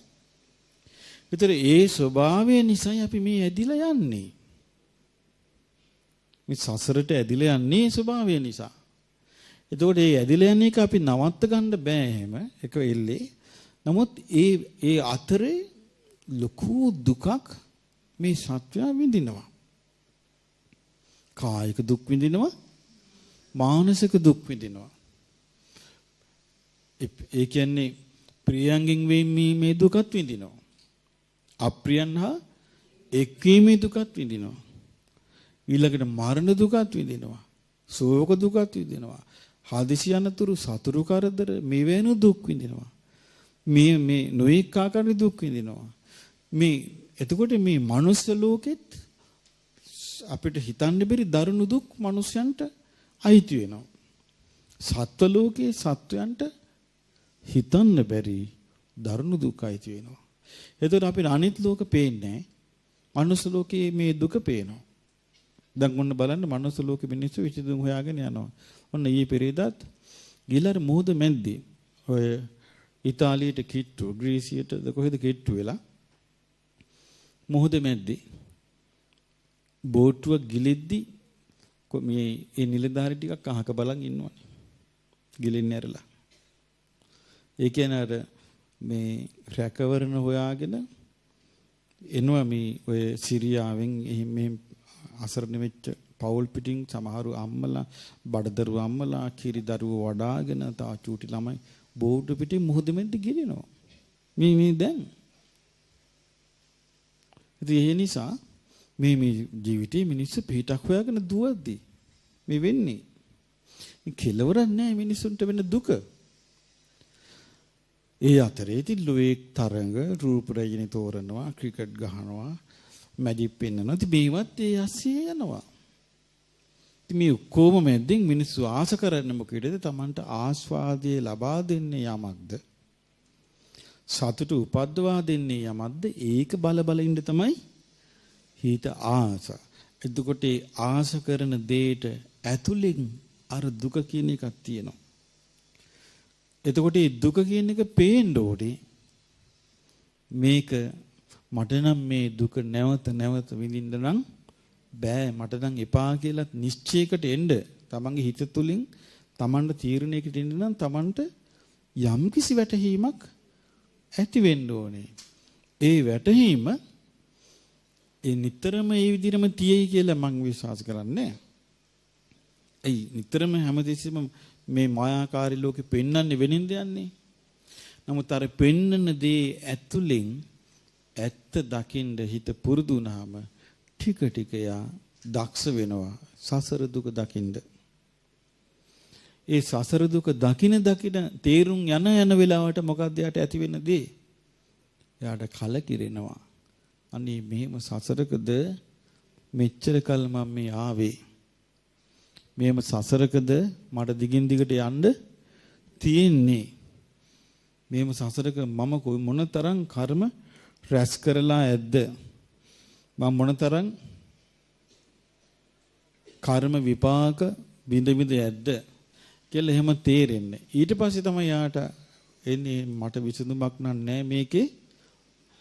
චතුරාර්ය සත්‍ය අවබෝධ කිරීමෙන් තොරව මට මේකට වෙන උත්තරයක් නම් නෑ කියලා Tamanටමයි තේරෙන්න ඕනේ. වෙන කෙනෙකුට නෙමෙයි. ඊට පස්සේ තමයි Taman තේරුම් ගන්නේ Tamanට මේ වටහා ගන්න තියෙන ප්‍රමාණය අඩු වැඩිය. තේරුම් අරගෙන ඊට පස්සේ තමයි Taman කල්පනා කළා එහෙනම් මට මේක දිනු කරගන්න බැරි වෙලා මම මලොත්. බැරි මිනිස්සු මැරෙන හැටියට බැරි වෙලා මම මැරුණොත් මට ආයි මෙහෙට ආවොත් නම් මට මුකුත් කරගන්න බෑ. මම දෙවියන් අතරට යනවා. මම කියලා ආන්න එතකොට තමයි දේවතානුස්සති නිකම්ම වැඩෙනවා යාට. සීක බල යා හොඳට අල්ල ගන්නවා ඊට පස්සේ. ඊට පස්සේ යා දෙවියන් අතරට යන්නේ. ඒ කියන්නේ දෙවියන් අතරට යාට උපැත්තියක් ගෙනත් දුන්නොත් අර හැකියාවල් එක්ක තමයි එන්නේ. ඊට පස්සේ එතනදිත් යා හොයන්න ගන්නවා ආයේ මේකෙන් මිදෙන්න තියෙන මාර්ගය. මෙව හිතේ පළපදියම් වෙන්නේ නැතුව අපිට ඒක કૃතිම විදියට ඇති කරගන්න බෑ. කෘත්‍රිම විදියට ඇති කරගන්න දෙයක් පවතින්නේ නැහැ. ඒක නැති වෙලා යනවා. ස්වභාවිකව හැදෙන එකක් තමයි ටික ටික හැදෙන්නේ. දැන් බලන්න හිතලා සෝවාන් ඵලයට හැබෑ ලෙසම කෙනෙක් සෝවාන් වුණොත්, සෝවාන් මාර්ගයේ ගමන් කළොත්, හැබෑ ලෙස මුලා නොවි සෝවාන් ඵලයටපත් වෙයි. එතකොට සෝවාන් ඵලයටපත් වුණොත් එයාට සක්කාය දිට්ඨිය, විචිකිච්ඡා, සීලබ්බත පරාමාස නැති වෙයි. කෙනෙකුට එහෙම නැති වුණොත් එයාට සක්කාය දිට්ඨියෙන් තොරව හේතුඵල වශයෙන් බලන හැකියාව ඇති වෙයි. ඒ හේතුඵලනේ ඇති වෙයි. එහෙමනොත් එයාට ටිකෙන් ටික එයා ඒ විදිහට හිත යයි. ආය අමුතියෙන් කවුරුවත් එයාව අමුතියෙන් දක්වන්න දෙයක් නැහැ. ධර්මය අල්ලන් යයි. අනතුරු තියෙන්නේ ඊට මෙහා. අනතුරු තියෙන්නේ මේ ධර්ම මාර්ගයට යොමු නොවි සිටින තාක්. ඒ මේ ජීවිතේ මෙහෙම පින රැස් කරගෙන ඉන්නවා. ඊළඟ ජීවිතය ආව වෙනවා. ඒක දැන් බලන්න මේ ජීවිතෙත් එහෙම වෙනවනේ. අර උපාසක කෙනෙක් සතියක් සිල් සමාදන් වෙලා හිටියා. ජේතවනාරාම. පාන්දර ජාමේ ආචිරවතී ගඟට ගියානේ මොන හොදන්න. පාන්දරෙන් ගියා පහට විතර ගියා. ඒ උපාසකුන්නේ තනියම එතනට යද්දී හොරෙක් දුවගෙන එනවා. ආභරණයක් හොරකම් කළා. හොරා මෙතන ආභරණිය අතහැරලා දුවනවා. මිනිස්සු ඇවිල්ලා මේ උපාසක හොරා කියලා හිතලා ගහලා යනවා ආභරණෙත් අරගෙන. බුදුරජාණන් වහන්සේ ළඟට මේ සාමණේර නමලා ගියා. ගිහිල්ලා කිව්වා භාග්‍යවතුන් වහන්සේ සතියක් මේ උපාසක සිල් අරන් මේ හිටියා. අද පාන්දරෙන් ගිහිල්ලා අචිරවතියට ගිහිල්ලා මෙහෙම මේ නොකල හොරකමකට අහුවෙලා මේ මිනිස්සු ගහලා මරලා කිව්වා. එතකොට බුදුරජාන් වහන්සේ වදාලා මහණෙනි මේ ආත්මේ නම් මේ වෙච්ච විදිය හරි නෑ තමයි. නමුත් එයාම කරගත්තු එකක් ඒවා පෙර ආත්මික. එතකොට බලන්න මේ සංසාරේ එන දේවල් එක එක විදියට එක එක ආත්මෙට කැරකි එනවා. කැරකි එනවා. හිතන්න බැරි විදියට මිනිස්යන්ට. ඒ නිසා අර චතුරාර්ය දැන් ඒ උපාසක ඒ වෙද්දි චතුරාර්ය සත්‍ය අවබෝධ කරලා හිටියනම් ප්‍රශ්න ඉවර නැද්ද? ඉවරයි. නැත්තම් කෙලවරක් නැහැ. ඇයි තව අවස්ථාවක් තියෙනවා මේ යාගයකට එළුවෙක් මරන්න ගෙනල්ලා දැන් ඉතින් මේ බ්‍රාහ්මණය එළුවා ගෙනාවා.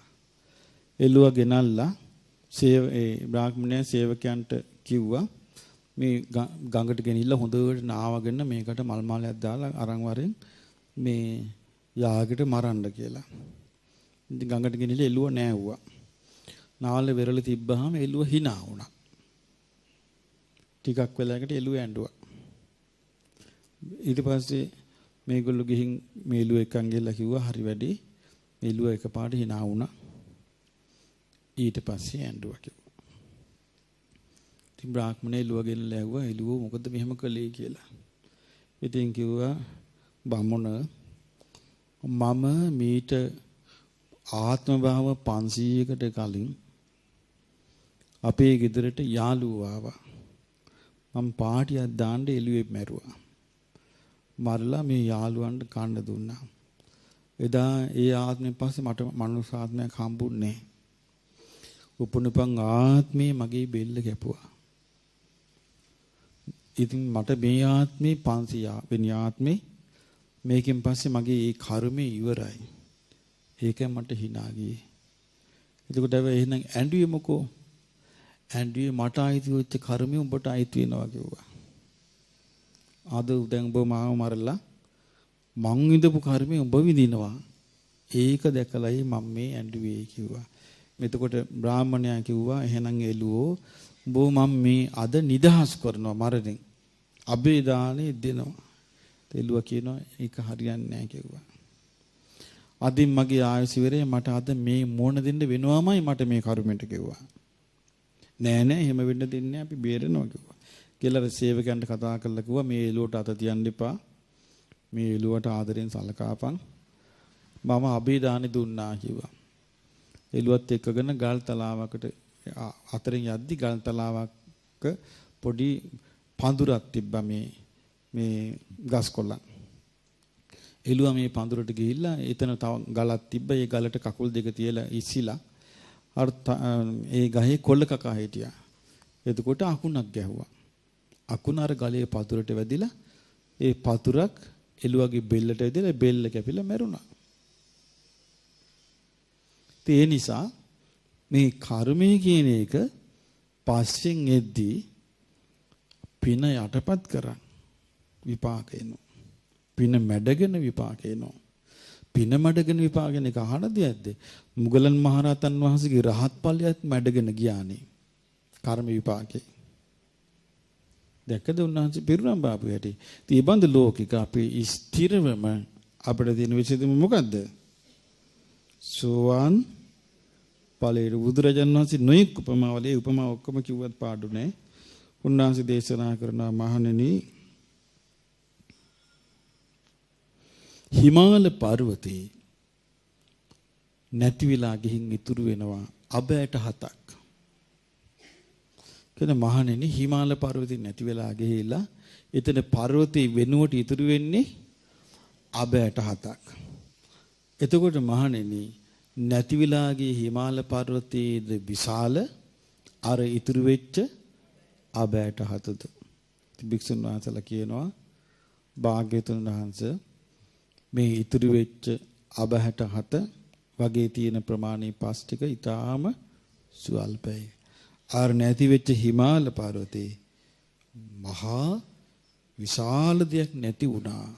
ඒ වගේ එතකොට බුදුරජාන් වහන්සේ වදාලා මහණෙනි මේ වගේ තමයි යමෙක් සෝවාන් ඵලයටපත් වුනොත් එයාට විඳින්න තියෙන දුක අබෑට 7 වගේ එයා නැති කරපු දුක හිමාල පර්වතේ වගේ.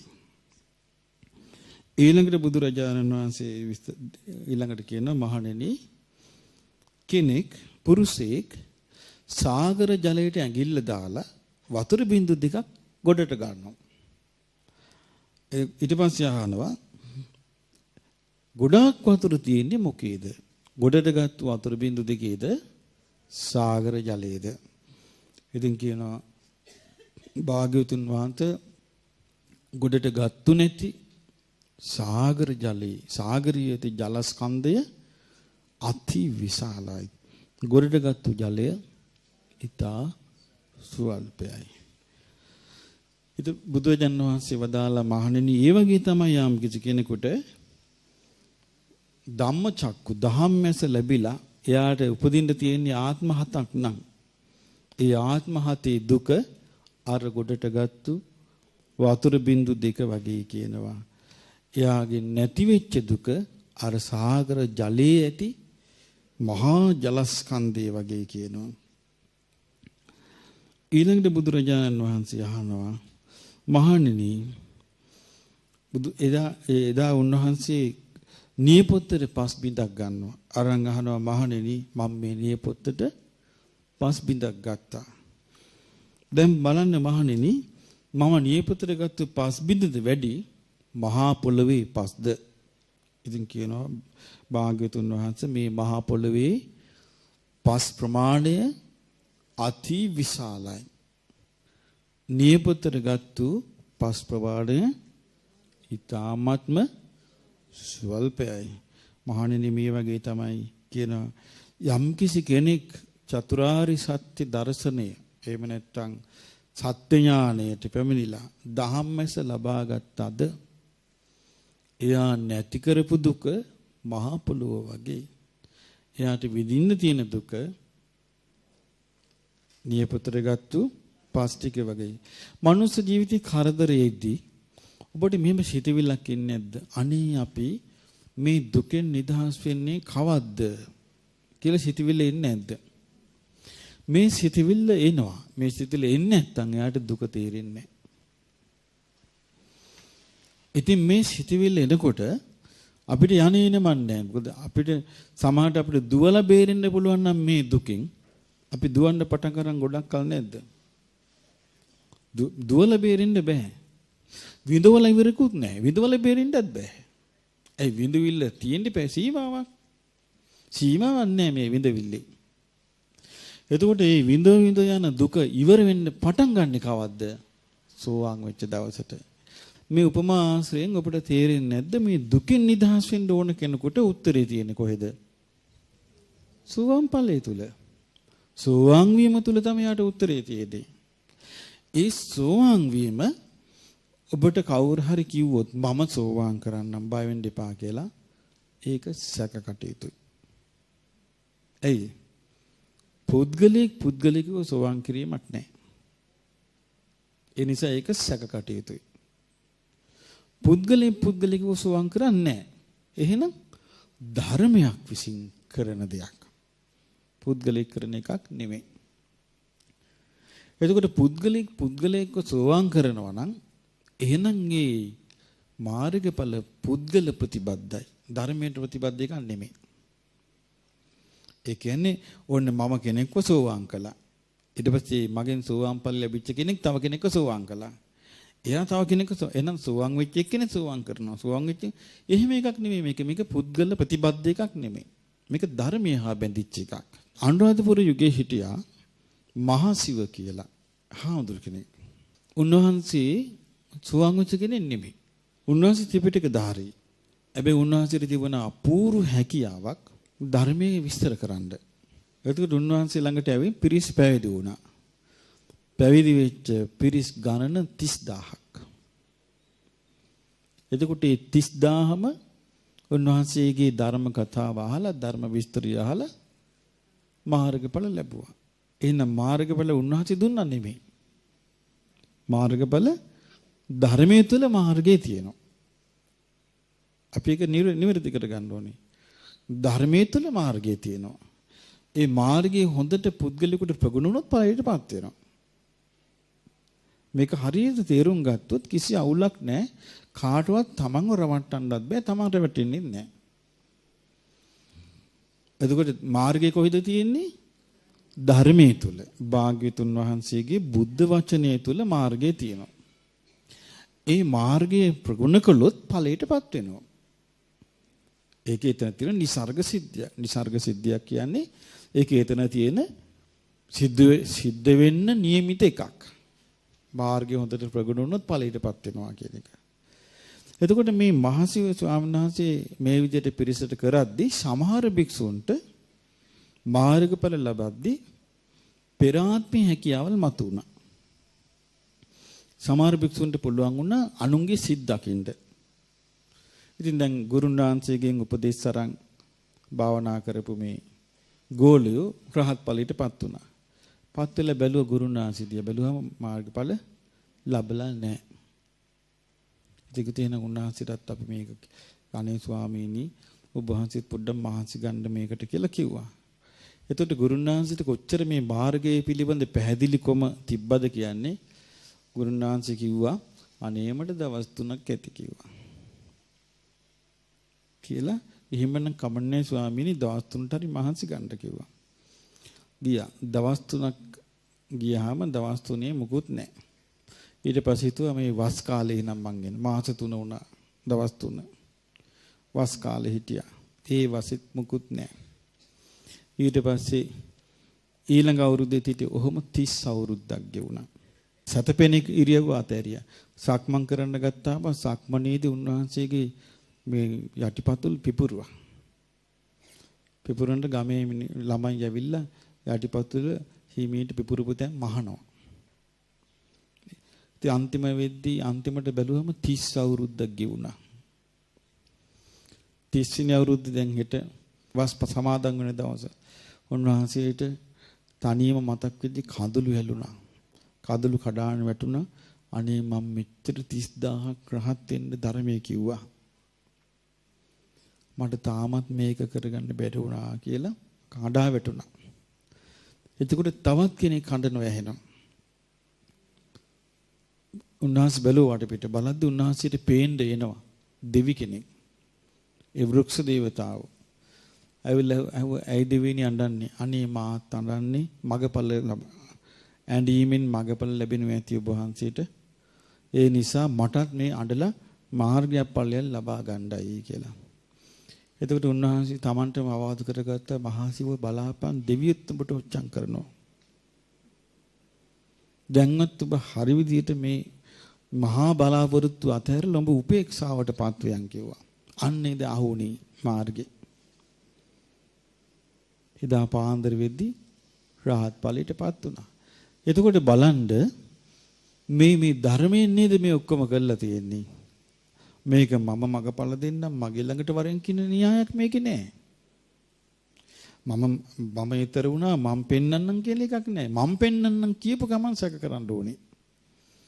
ඇයි මේක මම පෙන්නන්නම් කියලා කතාව කියන්න පුළුවන් භාග්‍යවතුන් වහන්සේට පමණයි. බුදුරජාණන් වහන්සේ ශ්‍රාවකයන්ට කියන මහණෙනි එන්න මං අනුශාසනා කරන්න මම මාර්ගය කියන්නම්. ඒ මම මාර්ගය කියන හැටියට ගමන් කළොත් ඵලයටපත් වෙයි කියන. එතනත් එහෙමයි කියන්නේ. එතකොට එහෙනම් මෙතන ශ්‍රේෂ්ඨ මොකද්ද? ධර්මයමයි. ධර්මයෙන්මයි කළා දෙන්නේ. ධර්මයෙන්මයි ඉස්මතු කළා දෙන්නේ. එතකොට පුද්ගලයෙක්ට බැඳෙන්නේ කෘතු ගුණ මතයි. කෙලෙහි ගුණ මතයි. එතකොට මේ ධර්මයෙන් පුද්ගලයෙක් යම්කිසි ගුණ ධර්මයක් ලබා ගනිද්දී ඒ ගුණ ධර්මයේ ලබා ගන්න උදව්ව ලැබෙන්නේ ධර්මෙන් නම් ඒ ධර්මයේ පෙන්වුවේ කල්යාණ මිත්‍රයෙක් නම් අන්නේ කල්යාණ මිත්‍රයා කෙරෙහි කෙලෙහි ගුණ දක්වනවා. ඒක ධර්මයෙන් වෙන එකක්. ඒ ධර්මයේ නැත්තම් ඒක වෙන්නේ නැහැ. ඒකයි මේ ධර්මයේ තියෙන ස්වභාවය. එතකොට ඒ ධර්ම මාර්ගයේ තුල එහෙනම් අපි මේ නැවත ඉපදී යන මේ බිහිසුණු ගමන හේතු ප්‍රත්‍යයෙන් හේතුඵල ධහමට යටත්ව නම් මේක වෙන්නේ. මේ හේතුඵල ධහමට යටත්ව මේක වුණාට මේ සිද්ධිය අපි එක එක්කිනා දිහා බලන්නේ වෙන වෙනමනේ. මේ අසවලා, මේ සුමනා, මේ සුජාතා, මේ මල්ලිකා එහෙමනේ බලන්නේ. මේ මම එහෙම බලන්නේ. එහෙම අපි වෙන් වශයෙන් බැලුවට හැමතැනම තියෙන එකම ධර්මතාවයක්. මොකද්ද? හැමතැනම තියෙන්නේ ආයතන 6ක්. හැමතැනම තියෙන උපාදානස්කන්ධ 5ක්. හැමතැනම තියෙන්නේ පටිච්චසමුපාදේ මේ හේතු 12ක්.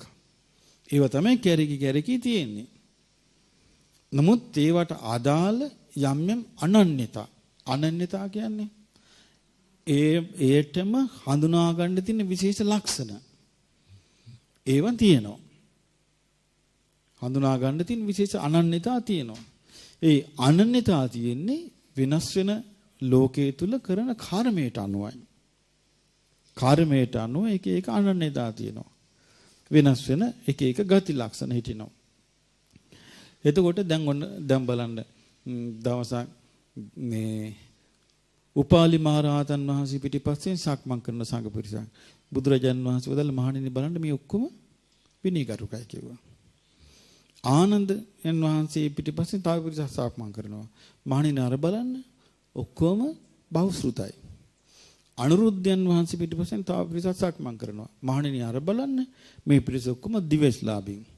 සාරිපුත්තයන් වහන්සේ තව පිරිසක් සක්මන් කරනවා. මහණෙනි අර බලන්න අර පිරිස ප්‍රඥාවන්තයි. මොග්ගල්ලාන මහරහතන් වහන්සේ පිටිපස්සෙන් තව පිරිසක් සක්මන් කරනවා. මහණෙනි අර බලන්න අර පිරිස ඉරිදිලාභින්. දේවදත්ත පිටිපස්සෙන් පිරිසක් සක්මන් කරනවා. මහණෙනි අර බලන්න ඔක්කොම පව්කාරයෝ කිව්වා. ඒ බලන්න වෙනස මේ අනන්‍යතාවයේ තිබුණට අනාත්මයි. මේ අපිට ලැබෙන විසඳුම් දෙක. මොකක්ද මේ විසඳුම් දෙක? తాවකාලික විසඳුමයි ස්ථිර විසඳුමයි. తాවකාලික විසඳුම මොකද්ද? පින රැස් කිරීම. ස්ථිර විසඳුම මොකද්ද? චතුරාර්ය සත්‍ය අවබෝධ කිරීම. හැබැයි මේ తాවකාලික විසඳුම අතහැරලා ස්ථිර විසඳුමට යනවා කියන එකක් වෙන්නේ නැහැ. දෙකම එකට යන්න ඕනේ. මේක තේරුම් ගන්න තියෙන්නේ. පින රැස් කරමින් තමයි කරන්න ඕනේ. නැත්තම් මේ රහතන් වහන්සේලා තමයි දැන් අනුරාධපුරේ රුවන්වැලි මහා සෑය පෙන්නලා මේ මෙතන භාග්‍යතුන් වහන්සේගේ ද්‍රෝණියක් ධාතු පිහිටපු සෑය පිහිටන්නේ. කවුද ඒක කිව්වේ? මිහිඳු මහ රහතන් වහන්සේ. මේ මෙතන තූපාරාමේ මිහිඳු මහ රහතන් වහන්සේ. මේ මෙතන තමයි සීමා බෝධි පිහිටන්නේ. මිහිඳු මහරහතන් වහන්සේ එහෙම කියලා නැවතුන්නේ ඒ තැන් වලට මල් පූජා කළා. ඒ තැන් වලට මේ මෙතන තමයි සංඝයා දානි වළඳන්නේ. මේ මෙතන තමයි ලෝවා මහපාය හැදෙන තැන. මෙතන තමයි සංඝයා පෝය කරන්නේ කියලා මල් පූජා කළා. ඒතර රහතන් වහන්සේ පෙන්වා දුන්නා ස්තූප වන්දනාව. විහාර පෝය කිරින තැන්. ඉතින් රහතන් වහන්සේ තිබුණා කියන්නේ දැන් මේක ඒ වෙද්දි මිනිස්සු බෞද්ධ සංස්කෘතියක් දන්නේ නැහැ. මුකුත් දන්නේ නැහැ. ඉතින් මිහිඳු මහරහතන් වහන්සේ තිබුණනේ මාර්ගයේ ප්‍රතිපදාව විතරක්ම කියලා දෙදින්න. මුල් කාලේ මාර්ගයේ ප්‍රතිපදාව විතරක්ම කිව්වා. කියලා ඒක තේරුණාට පස්සේ මිනිසුන්ට මෙන්න මේවා විහාර, මේ මෙතන හැදෙන චෛත්‍ය, මෙතන බෝධිය, මෙතන සීමා මාලකේ මේ ඔක්කොම පෙන්නලා දුන්නා. සීමා ලකුණු කළා. ඉතින් ඒකෙන් නේද මේ ඔක්කොම මේ ප්‍රවැත්මට උදව් ලැබුණේ. ඊට පස්සේ හදපු ඇති කරපු ඔක්කොම අය බොහෝ පින් කරගෙන කොහෙටද ගියේ? දෙවියන් අතරට ගියා. දෙවියන් අතරට ගිහලා නිකන් හිටියේ නෑ. මගපල ලැබුවා. ඒ ඔක්කොටම මේ පාර කැපුණා. ඒ නිසා පිනත් අල්ලගෙන ගියේ. පින අතහැරලා ගියපු ගමනක් මේකේ නෑ. ඒකයි. ඒ නිසා මේ හැමෝම නුවණ ඇතුව තමයි මේ ධර්ම මාර්ගයේ ගෙයින් තිනේ. ඒ නිසා අපටත් මේ පින රැස් කරමින් මේ චතුරාර්ය සත්‍ය අවබෝධ කරන ගමන් මාර්ගය දිගටම රැඳිලා දියුණු කරගන්න වාසනාව ලැබේවා.